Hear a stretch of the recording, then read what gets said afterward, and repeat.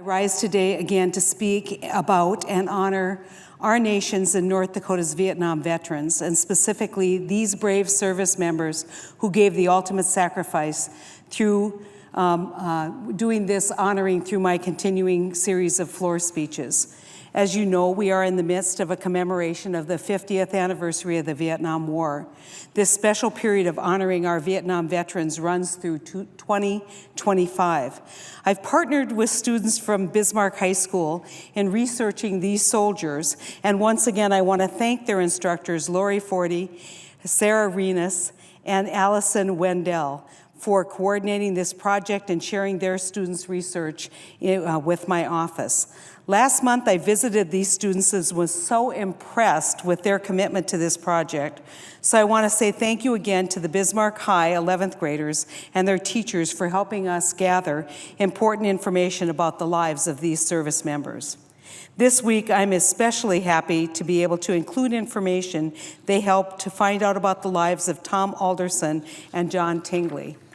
I am also grateful to my friend Jim Nelson, a Vietnam veteran, who's dedicated to making sure each of these soldiers' immediate relatives receives a Gold Star family member pin and certificate. I was happy to be part of Jim's ceremony in Bismarck last year in honoring these soldiers and their families. Through this effort, I hope to make sure our nation never forgets the needs of our Vietnam veterans and the sacrifices of those who fell in service to our country. 198 sons of North Dakota did not make it home from the Vietnam War. 198 sons of North Dakota gave their lives for their country and their state. Today, I'm honored to tell you about a few of them.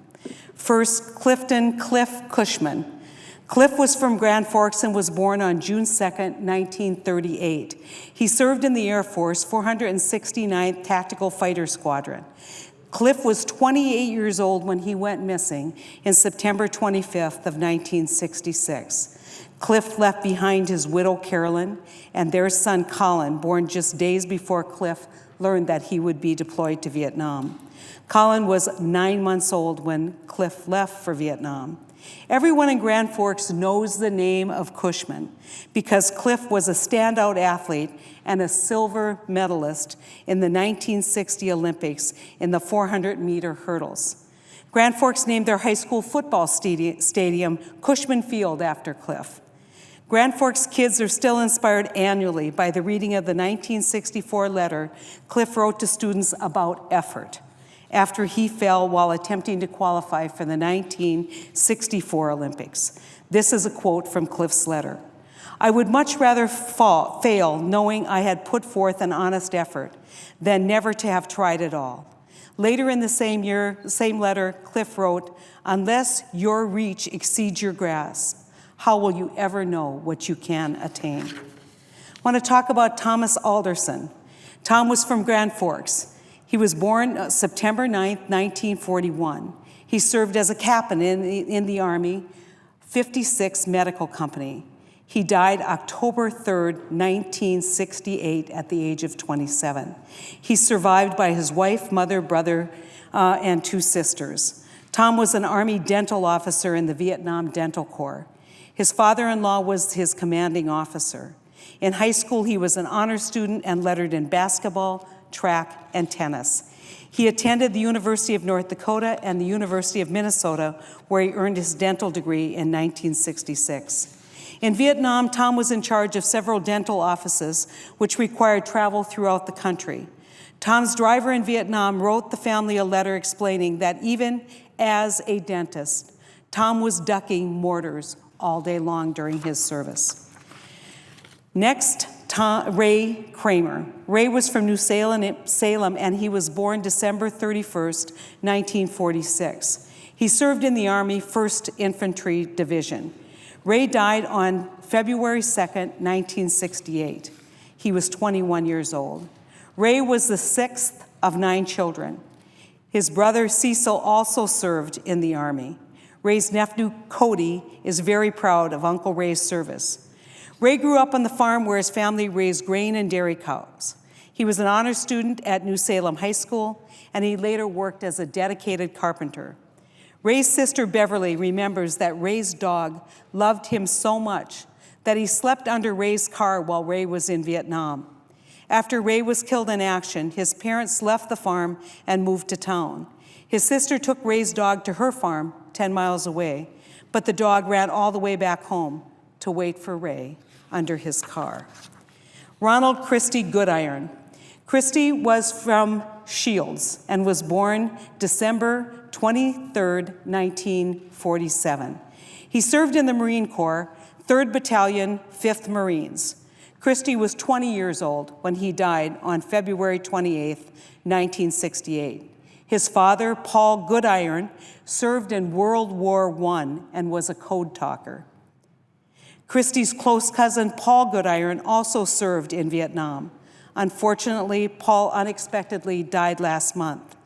Paul's son, Corporal Nathan Goodiron, was also killed in action in 2006, serving his country in the U.S. Army National Guards in Afghanistan. Christie's family remembers him as smiling all the time.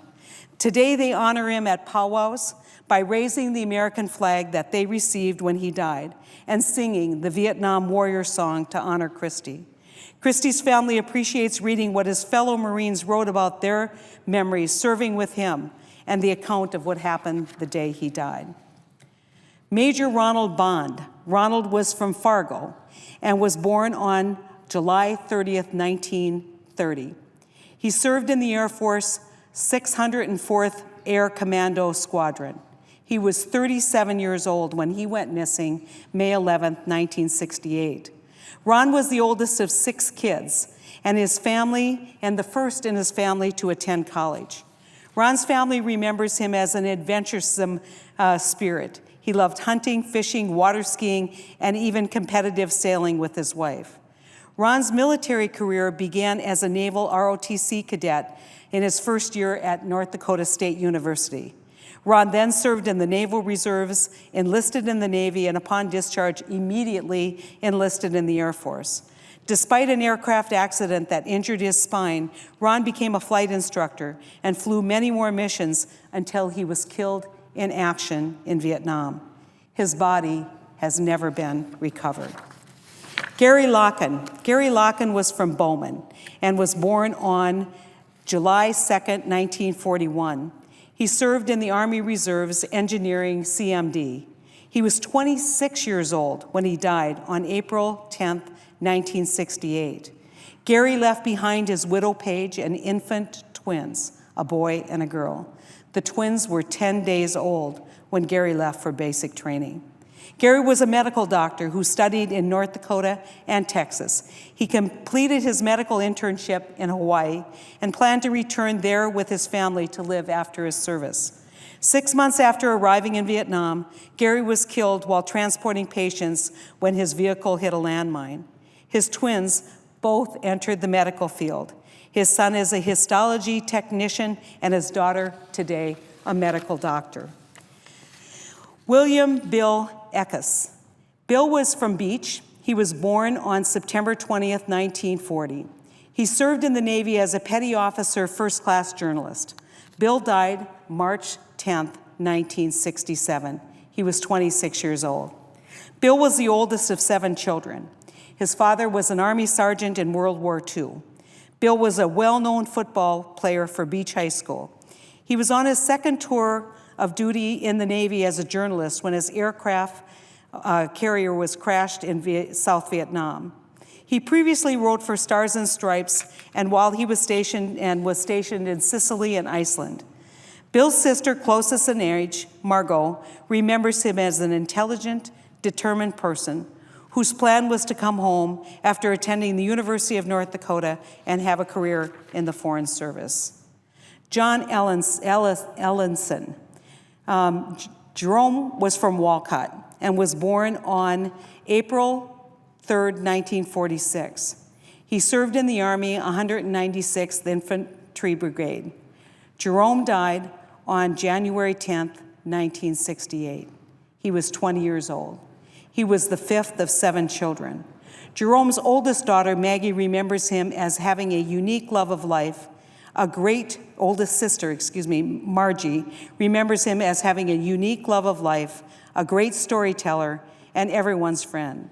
Margie tells about how Jerome would often give his family side aches because Jerome had made them side aches, would give his family side aches because Jerome had made them laugh so much on long car trips.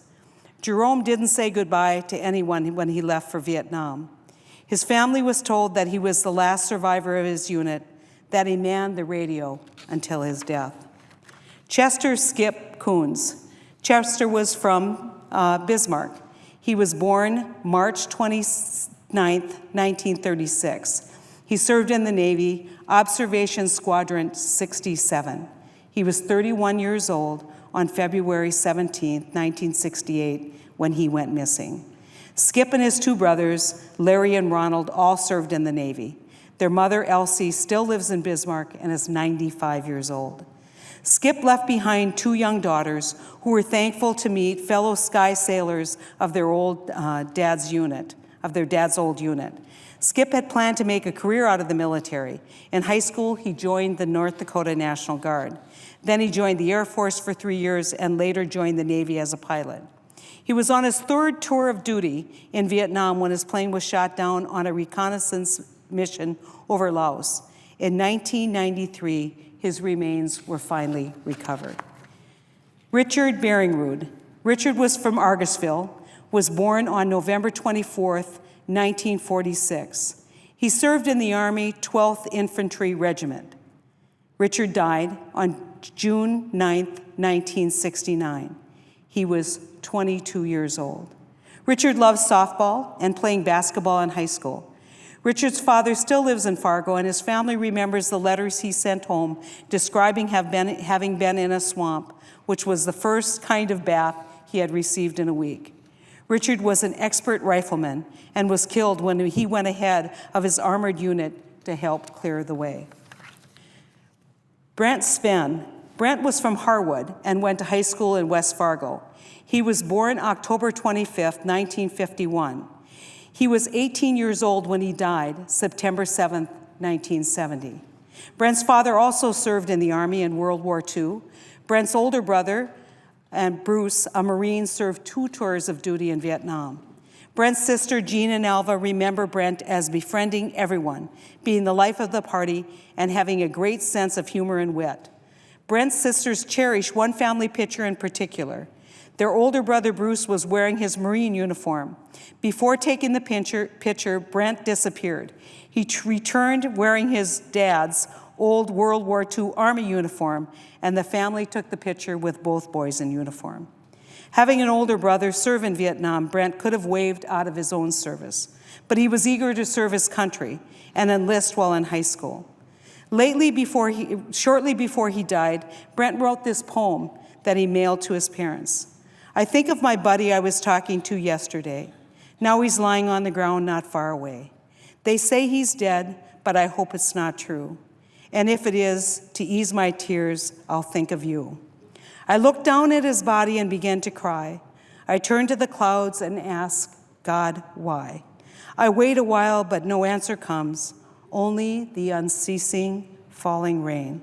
I want to thank Brent's sister, Jean Kraft, for participating in this project. Jean joined me recently in a visit to the Bismarck High School, sharing her own family stories and encouraging these students to reach out to families and to learn about the lives of these young men that we lost in Vietnam. She is among my very favorite people and a hero herself. Peter was from New England, Peter Binstock. He was born May 5th, 1947. He served in the Army as an armored recon specialist. He died January 3rd, 1969. He was 21 years old. Peter was the oldest of 11 children. His family had 8 girls and 3 boys. Peter planned on taking over the family farm when he returned from Vietnam. His sister Rose remembers Peter as always being in good spirits. While he was in Vietnam, he was fondly called Big Pete because he was 6'3" and very strong. He was promoted to corporal after his death. Ronald Kent. Ronald was from Page. He was born April 21st, 1943. He served in the Army 25th Infantry Division. He was 23 years old when he died on January 20th, 1967. Ronald was one of 8 children. His family remembers him as a fearless man. He was small in stature, but big in spirit.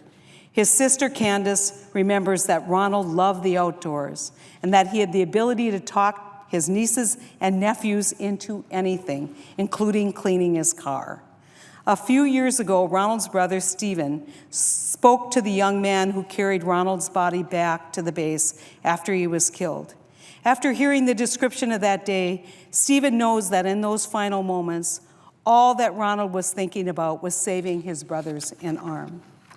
Ward Evans. Ward was from Harwood. He was born February 22nd, 1940. He served in the Army 5th Infantry Division. He died on February 8th, 1969. He was 28 years old. Ward was the youngest of 5 children. His family remembers him as someone who was always ready to help others. His sister Marianne remembers that when he came home from Vietnam on break, that he seemed sad that the war had gotten to him, but he went back to complete his duty. On February 8th, 1969, almost all the men near Ward were killed. When the chopper came back to pick up the survivors, Ward demanded on staying behind in order to rescue 3 men who were still alive but also wounded. While tending to the injured soldiers, Ward stepped on a landmine.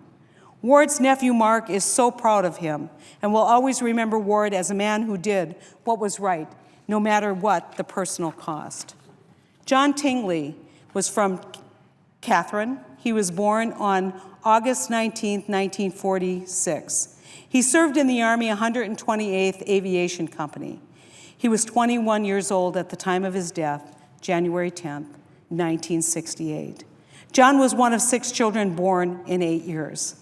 John's sister Mary remembers John as someone who did it all. He played the trombone in band, he sang in the choir, was a member of the 4-H, and played sports. He had a photographic memory, and his sister knew he would have had an enormously bright future. In Vietnam, John was a helicopter gunner crew chief. The day he was killed, John's helicopter was responding to a helicopter that had just gone down. While they were going to assist the soldiers in the crash, he was shot and killed.